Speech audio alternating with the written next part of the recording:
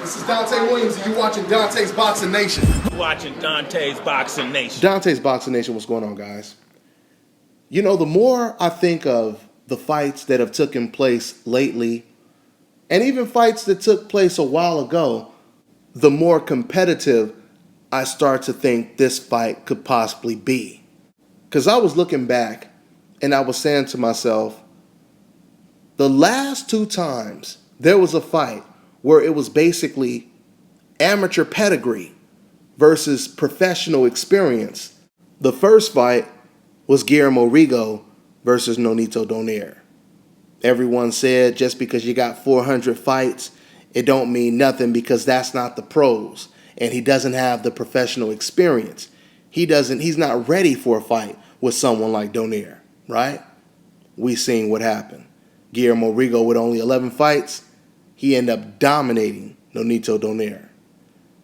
Then we just seen recently, last weekend, Lomachenko.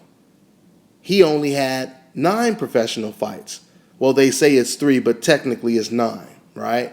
And it seemed coming off of a loss, he didn't have the experience to deal with someone with 24 professional fights, and on top of that, was extremely skilled. Lomachenko ended up dominating Gary Russell Jr. in a very impressive performance.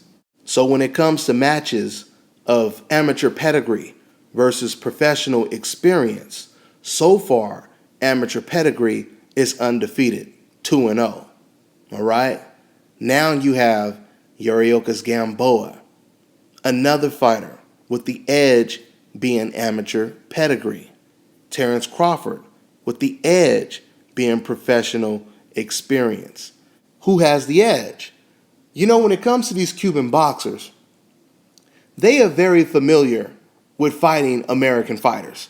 Not only are they familiar with it, but they're very used to beating American fighters and amateurs. Now, what's so crazy is, if this were the Olympics, and it was the gold medal match, or even if it wasn't the gold medal match, let's just say if this were the Olympics and Gamboa was facing Terrence Crawford, now I would be pulling for Terrence Crawford because he's an American. But I would probably lean towards Gamboa when it comes to winning the fight. Now, I told you guys prior that I was leaning towards Terrence Crawford. But the question is in my head right now. Who's to say this fight won't take place looking just like an Olympic-style gold medal match, right? Just giving you guys a couple things to think about. The fight is later on today. I can't wait to watch it. It should be very explosive. This is a very high combination of skill in the ring.